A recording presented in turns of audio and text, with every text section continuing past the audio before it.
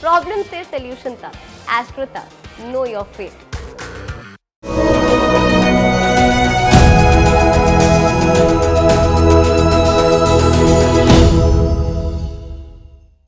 नमस्कार, मैं हूं नेहा बाथम और आप सभी का एक बार फिर से स्वागत है हमारे खास कार्यक्रम भाग्य चक्र में।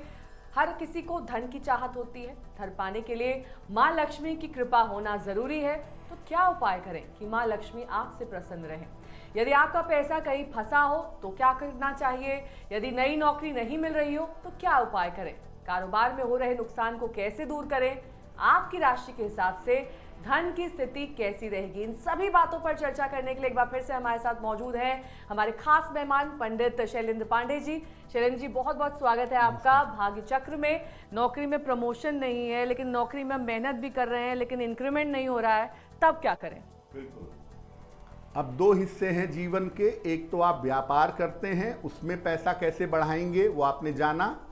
अब अगर आप नौकरी करते हैं, समय पे प्रमोशन नहीं होता, समय पे इंक्रीमेंट नहीं होता, एक ही जगह पे आप रुक गए हैं, पैसा न तो बढ़ता है न तो आता है, क्या करें? शुक्रवार के दिन पीपल के वृक्ष के नीचे मिठाई और पानी रख दें।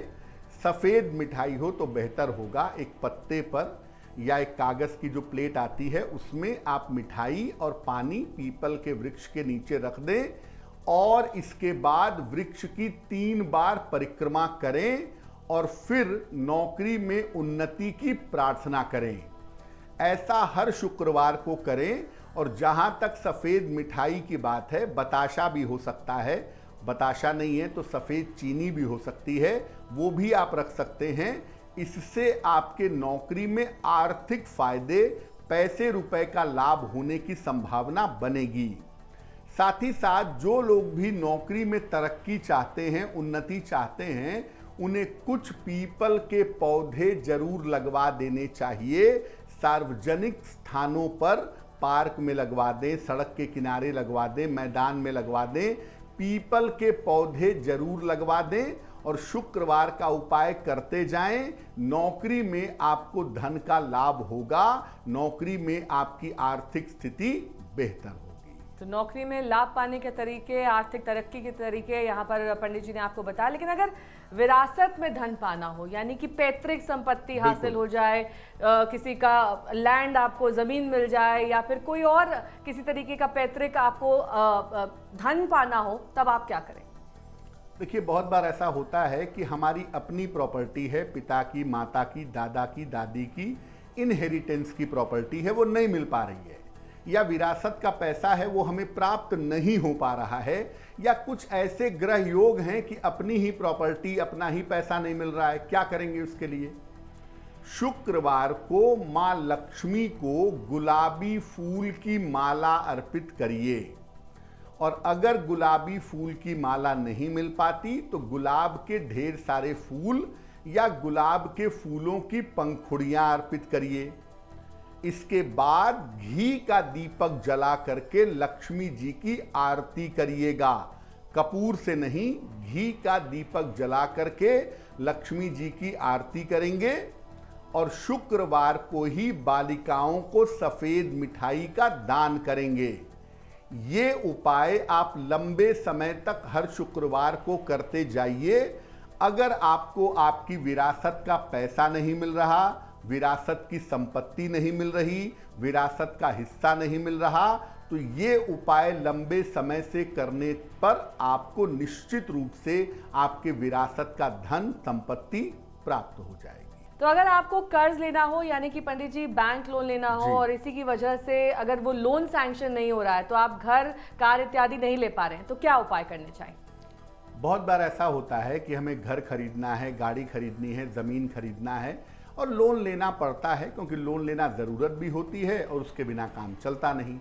अब लोन आपका सैंक्शन नहीं हो पा रहा है, लोन नहीं मिल पा रहा है, क्या उपाय करें कि लोन समय से मिले भी और समय से चुके भी? शुक्रवार के दिन एक नीम की छोटी सी लकड़ी ले आइए, उसे पानी से धो करके साफ कर लीजिए। शीशे के एक बर्तन में नमक मिला हुआ पानी रखिए और उसमें वो नीम की लकड़ी डाल दीजिए। उसको सुरक्षित किसी एक कोने में रख दीजिएगा। 1 से सवा महीने के अंदर आपका लोन सैंक्शन हो जाएगा, लोन निश्चित रूप से आपको प्राप्त होगा। लेकिन बहुत लंबे समय तक अगर आप इसको रखना चाहते हैं कि आपको लोन मिले भी और चुके भी समय से, तो आप नमक वाला पानी बदलते रहिएगा महीने महीने पे। जो नीम की लकड़ी है वो एज इट इज वैसे ही उस पात्र में पड़ी रहेगी। जब आप लोन चुका लेंगे तब 2-3 साल 4 साल जितना भी समय लगे, तब आप उस नीम की लकड़ी को ले जा करके बहते हुए जल में प्रवाहित कर दीजिएगा। तो कर्ज लेना आसान होगा आपके लिए और उसमें सारी बाधाएं दूर हो जाएंगी। लेकिन धन की बिल्कुल कमी ना हो, इसके लिए क्या उपाय करने चाहिए, जान लेते हैं पंडित जी से। क्योंकि कई बार ये होता है कि बरकत नहीं होती है, धन की कमी हमेशा बनी रहती है, धन आता भी रहता है लेकिन खर्च भी उसी हिसाब से होता है। बिल्कुल, देखिए नेहा जी ने बिल्कुल सही बात कही कि पैसा बहुत आता है लेकिन बरकत नहीं होती है। जरूरत पे पैसा नहीं होता है या धन की कमी हमेशा अनुभव होती रहती है। इसके लिए क्या उपाय करेंगे? एक सफेद स्फटिक की माला ले लीजिए। बहुत सस्ती सी माला है, बहुत महंगी नहीं है। तो एक सफेद स्फटिक की माला ले लें, उसे कुछ देर गुलाब जल में, एक पात्र में, कटोरी में गुलाब जल रखें और उसमें उस माला को जल में भिगा लें। इसके बाद उसी माला से ओम श्रीं श्रियै नमः, ओम श्रीं श्रियै नमः इस मंत्र का 108 बार जप कर लें और इसके बाद इस माला को धारण कर लें। एक बात याद रखें कि जब आप गले में कोई माला पहनते हैं शुद्ध करके, तो जब आपने गले में पहन लिया मंत्र जप करके, तो दोबारा उस माला पे मंत्र जप नहीं करेंगे। जो गले में पहनने वाली माला है उस पर मंत्रों का जप नहीं होगा आगे।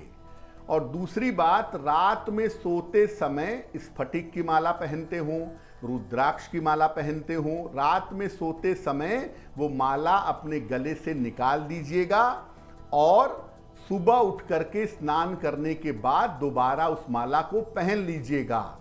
ये जो अभिमंत्रित करके आपने माला पहनी है, इसको अगर आप पहने रहेंगे तो आपको सामान्यतः धन का अभाव नहीं होगा।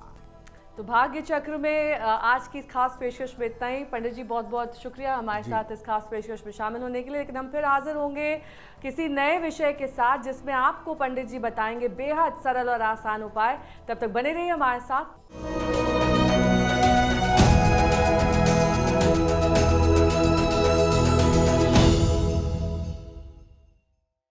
एस्ट्रो तक ऐप पर आपको मिलेगा भविष्य से जुड़े हर सवाल का जवाब। डाउनलोड कीजिए एस्ट्रो तक ऐप और चुटकी में जुड़िए इंडिया के बेस्ट एस्ट्रोलॉजर से।